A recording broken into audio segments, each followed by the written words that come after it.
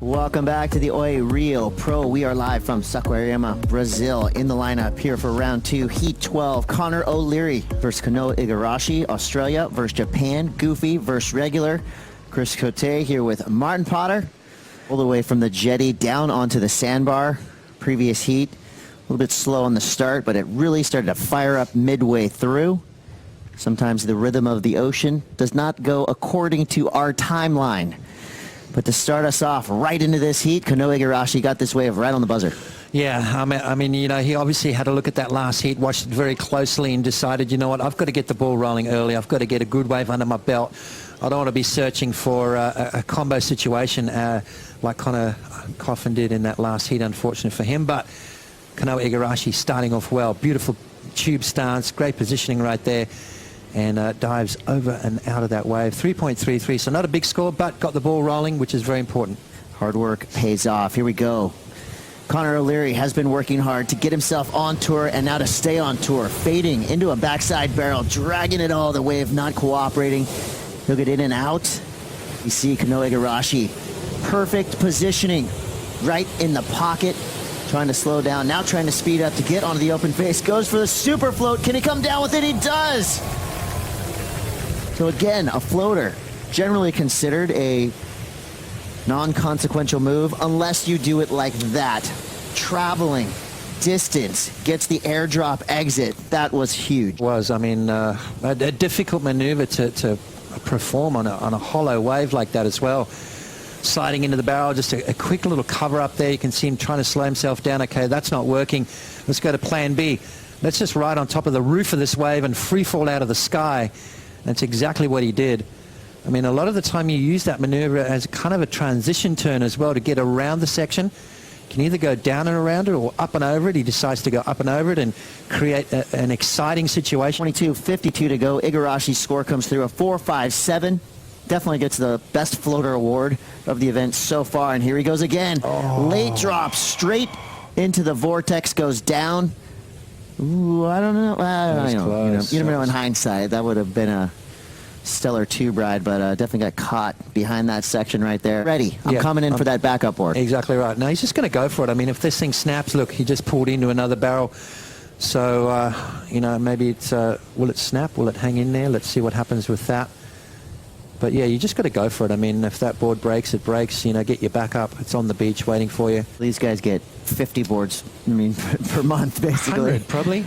Here we go. Connor O'Leary now. We'll see if Connor can get things going. Backside tube. Can he ride out clean? Gets the axe. Connor O'Leary driving through a massive pit. Grabbing that rail, pumping on his back. And again, so difficult. And now Connor's checking his board. This wave showing its teeth and board breaking potential. Both surfers, you know, just feeling the pain that this wave can deliver. Yeah, Chris, I surfed this the other day, and pretty much after every wave I had to check my board because I got slammed. It's definitely a powerful wave. Let's have a look at Connor here. Beautiful style as he drives off that, grabs the rail, pulls in nice and tight, and just saw that thing shutting down, so he was trying to manufacture an exit. And unfortunately for him, the guillotine came down and just stopped him in his tracks. So Connor, he'll get rewarded for distance travel. And looks out to see Kanoa Igarashi potentially on a wedge. He gets it straight into the tube, pumping, driving down the line. Comes through a second barrel, clean exit. Well, almost clean exit for Kanoa Igarashi. Now that's where the judges have to make the decision. Yep. He did the work. He got out of the tube, but then had his ankles blasted out from underneath him, and that's going to be it for that surfboard for Kanoa Igarashi. This was Kanoa Igarashi's wave. Surfed this wave with a buckled board and driving through that section, getting just clipped at the end there. So 6 points. So what does that say to you? Almost. Almost, right? I mean, could almost that have been that complete ride. Could that have been an 8 if he had have? I mean, was it in the mid to high 7s? Who knows? Had he finished on his feet, we would have found that out. 17:40 to go here. Connor O'Leary now under second priority, so he sneaks this one away from Kanoa Igarashi. It's going to be a no-go. He gets out of there. It's like he rode that board on a buckle, so full-on buckle all the way across, even onto the rail, but great surfing out the back right now. We'll get this heat back in, and Kanoa will get back out there and reset. Thanks, Strider. As Kanoa Igarashi was making that board transfer on the beach, he left Connor O'Leary alone in the lineup like a wolf, hunting for a score. Connor now getting straight back in the lineup. He'll regain priority. Yeah, let's have a look at Connor's wave here. Grabs the rail, pulls in nice and tight. This is better for Connor, but just didn't quite disappear from view, but he couldn't afford to because that wave came down really fast at the end. Great position. I love the style from Connor O'Leary, and then just snuck out of that. What does a buckled board do for you in terms of the performance of the board? Well, the board will flex a lot more, so you're not going to get that drive, that same feeling that you normally get. And you're waiting for it to snap too, and then that's not a good in the back of your mind. This Exactly. thing's about to break. And definitely not an easy score to come by out here today. We talk about these waves firing on through. This is a medium-sized wave for Connor O'Leary just to get himself back in the game. Yeah, we talked about looking for the barrel, so he's changed it up. Okay, the tubes aren't working for me. I've got to try and put the score on the board, so I'll go to my backhand attack, which, by the way, is absolutely amazing.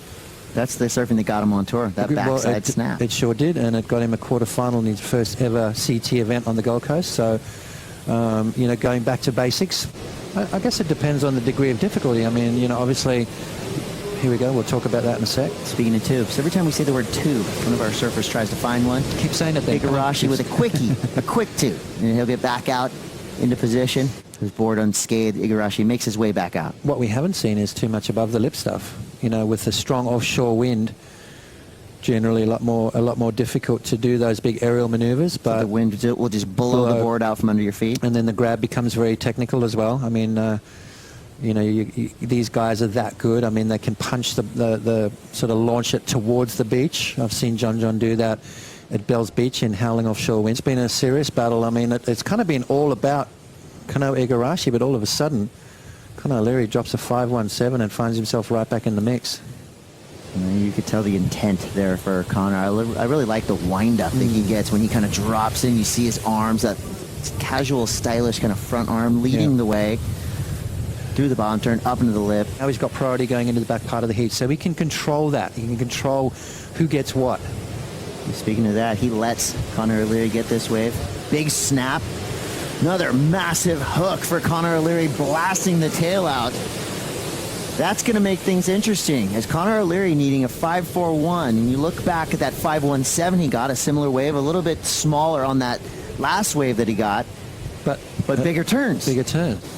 Now I'm worried. Kanoa Igarashi, as he kind of didn't even look at that wave. No, he didn't. But, you know, I mean, it was a smaller wave. It didn't have any kind of tube on it, but Connor O'Leary tagged it. This one right here, upside down, a bit of drama too, kind of disappeared in the white water a bit and comes out the bottom. Added flare. 5.41. I'm confused right now. Uh-oh. A left? One of our first lefts of the day, Connor O'Leary. I like it. Packing one. And going down, just maybe trying to shake off the nerves, waiting for that score to come through. As we see scores starting to come through right now. It's going to be close. Remember, Connor O'Leary needing a 5.41. It comes in, and it's just under. A 5.03, almost there. Had that wave been maybe a half a foot bigger, that could have been a huge difference. Yeah. But a well-served heat for Connor O'Leary, who took a beating on his first 5 waves, came back swinging, and made it a heat. But at the end of that 30-minute battle, Kanoa Igarashi gets the win.